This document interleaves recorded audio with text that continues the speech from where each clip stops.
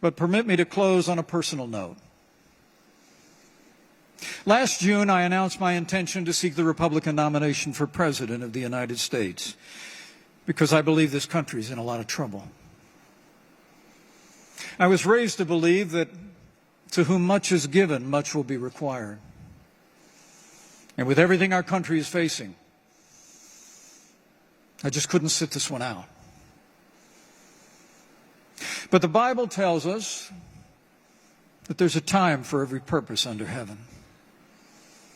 And traveling across the country over the past 6 months, I came here to say it's become clear to me, this is not my time.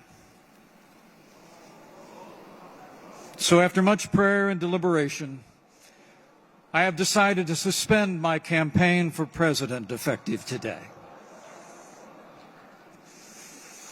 Now, I'm leaving this campaign, but let me promise you, I will never leave the fight for conservative values, and I will never stop fighting to elect principled Republican leaders to every office in the land. So help me God.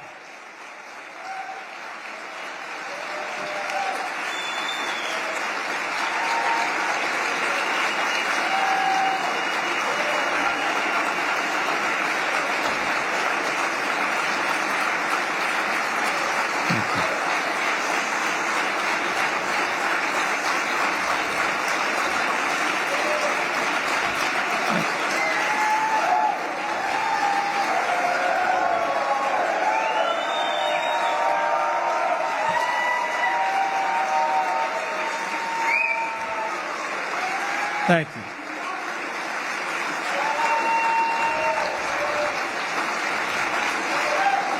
Thank you.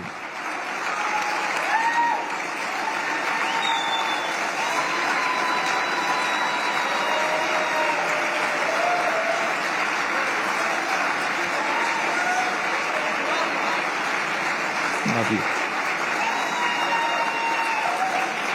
Thank you. You know, we always knew this would be an uphill battle, but I have no regrets. The only thing that would have been harder than coming up short would have been if we'd never tried at all.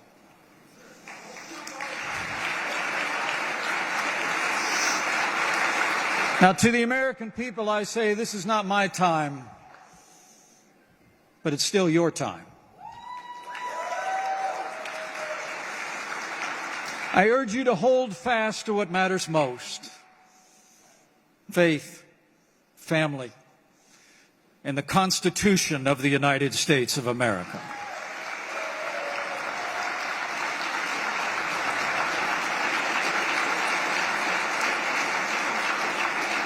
I'm proud that our campaign stood firm on America's role as leader of the free world. I'm proud that we embraced our party's historic commitment to limited government and the right to life. And I will always believe that we helped ensure that these principles and values remained at the heart of the debate over the future of our party. You know, for all my travels, I can tell you, the American people are the most freedom-loving, faith-filled, generous people the world has ever known. Your task is to give us government as good as our people again, and I know you will.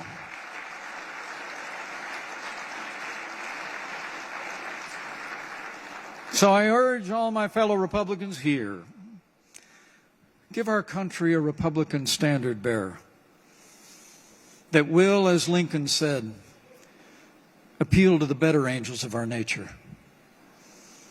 And not only lead us to victory, but lead our nation with civility back to the time-honored principles that have always made America strong and prosperous and free.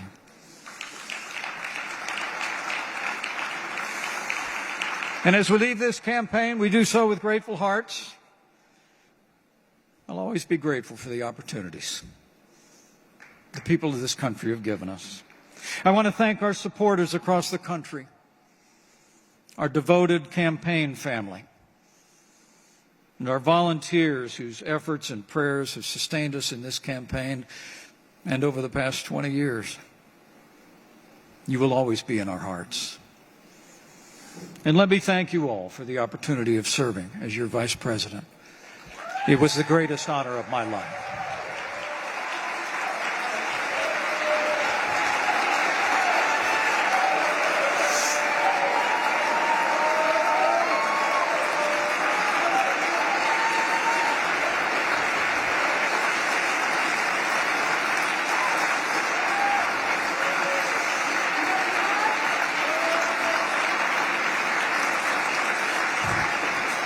And of course,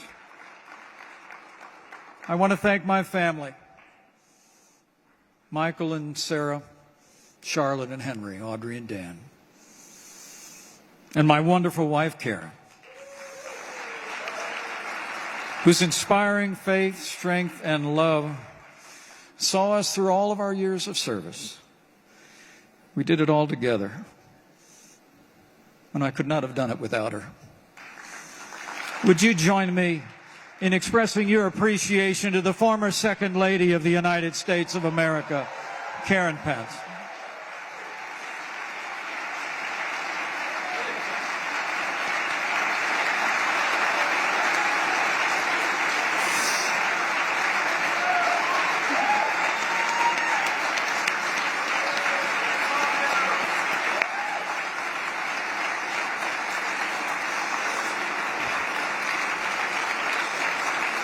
And finally, we thank God for His amazing grace. He gave us the courage to step forward so many years ago, and the wisdom to step aside. My fellow Republicans, thank you for your kindness, your support, and your prayers over these many years. As we go home to Indiana, let me assure you that we leave here with optimism and faith. We don't know what the future holds, but we know who holds the future.